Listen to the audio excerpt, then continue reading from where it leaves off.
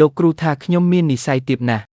ឥឡូវនេះជិតដល់ពេលឆ្លងគ្រូរន្ទះសាងគ្រឹះហើយតើគ្រូរន្ទះនេះមើលទៅសាហាវម្លេះកុំប្រាប់ណាថាខ្ញុំនឹងត្រូវរន្ទះបាញ់ស្លាប់នោះ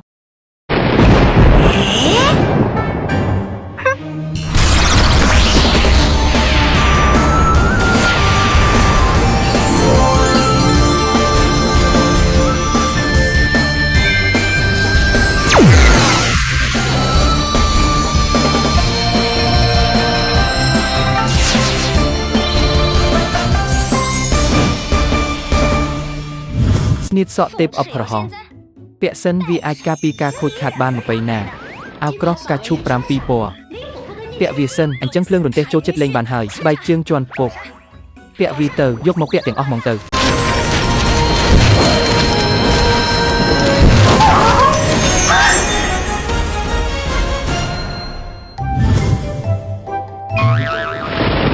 ខ្ញុំនៅត្រឹមវគ្គកុកសាងគ្រឹះទើបតែចូលផ្លូវសៀនសោះចាំបាច់អីទៅតាំងផ្ទាល់ជាមួយគ្រូរន្ទះហ្នឹង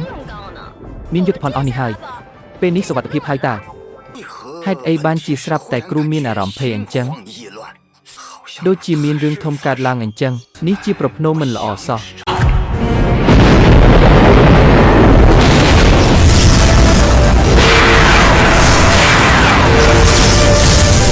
ប៉ុន្តែជារបស់កម្ពុជាដែលលោកគ្រូទុកឲ្យមែនរន្ទះបាញ់មកលើខ្លួនអត់មានឈឺអីបន្តិចប្រើខ្លាំងម្លេះគ្រូរន្ទះឋានស៊ូកុជនទី9កម្រិតមហាសៀនកុំប្រាប់ណាថាកូនសិស្សខ្ញុំម្នាក់នោះកំពុងតែឆ្លងគ្រោះមិនបានទេគ្រូត្រូវតែទៅមើលសិន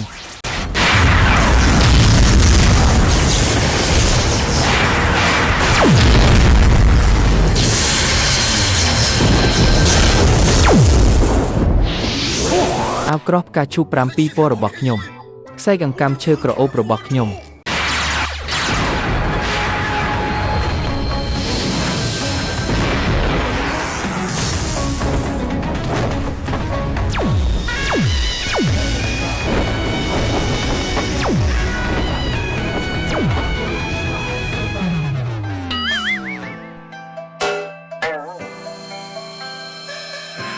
ជាទីត្បូង7 ពណ៌របស់ខ្ញុំសោរមាសវឹកវររបស់ខ្ញុំស្បែកជើងជាន់ពុក